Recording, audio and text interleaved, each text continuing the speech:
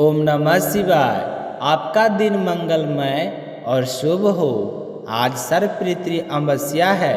सनातन धर्म में इस तिथि का अत्यंत महत्व है। पितृपक्ष का यह अंतिम दिन माना जाता है।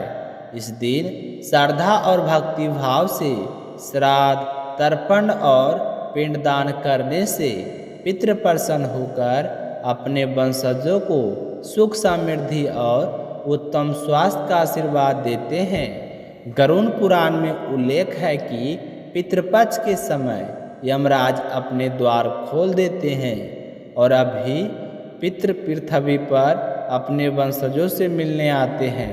यदि वंशज श्रद्धापूर्वक तर्पण करते हैं तो वे आशीर्वाद देते हैं और यदि उपेक्षा की जाती है तो वंश में संतानहीनता, रोग और दरिद्रता जैसी कठिनाइयाँ छोड़ आते हैं। देवताओं के कृतज्ञ अग्नि अश्वान की मानसी कन्या अछोदा ने 1000 वर्षों तक तप किया। प्रसन्न होकर पृथ्वी ने उसे वर मांगने को कहा, परंतु अछोदा ने पितृ अमावास्या के प्रति आकर्षण व्यक्त किया। इस अनुचित वरदान के कारण पितृ क्रोधित हो उठे और उसे पृथ्वी पर मत्स्य कन्या बनने का श्राप दिया, परंतु बाद में दया कर कहा कि महर्षि पराशर उसे पति रूप में प्राप्त होंगे और उसके गर्भ से वेद व्यास का जन्म होगा। कालांतर ही वही अछोदा सत्यवती के रूप में प्रकट हुई। इस प्रसंग से अमावस्या की तिथि का महत्व बढ़ा और तिथि पितरों के तृप्ति हेतु सर्वोत्तम मानी गई है। अब अपने सुनते हैं दूसरी कथा राजा कर्ण की। महाभारत काल में महादानी राजा कर्ण ने जीवन भर सोना, रत्न और धन का दान किया, परंतु अन्न और जल का दान नहीं किया। मृत्यु के बाद स्वर्ग में उन्हें भोजन के स्थान पर आभूषण ही मिले। उन्होंने देवताओं से कारण पूछा तो उत्तर मिला, तुमने अन्न का दान नहीं किया इसलिए यह फल नहीं मिल रहा है। कर्ण ने एक अवसर मांगा। देवताओं ने उसे 15 दिन के लिए पृथ्वी पर लौटने की अनुमति दी। इन दिनों में कर्ण ने प्रतिदिन अन्न और जल का दान किया तथा पितरों का तर्पण किया।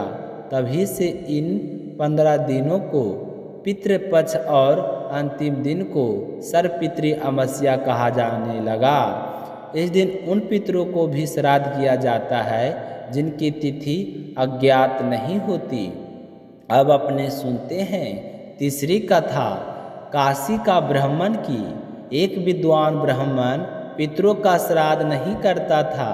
पितरों ने सपने में प्रकट होकर कहा, हम भूखे प्यासे हैं, लेकिन ब्राह्मण ने उसकी बात अनसुनी की। धीरे धीरे उसका धन, वैभव, सुख, संपत्ति सब नष्ट हो गया। अंत में एक संत के समझाने पर उसने सर्वपितृ अमावस्या को विधि पूर्वक तर्पण और पिंडदान किया और उसके जीवन में पुनः सुख समृद्धि लौट आई। यह कथा हमें सिखाती है कि पितरों की उपेक्षा करने से संकट आते हैं और उनकी सेवा करने से जीवन में मंगलमय आता है। अब अपने सुनेंगे लप्सी तपसी की कथा।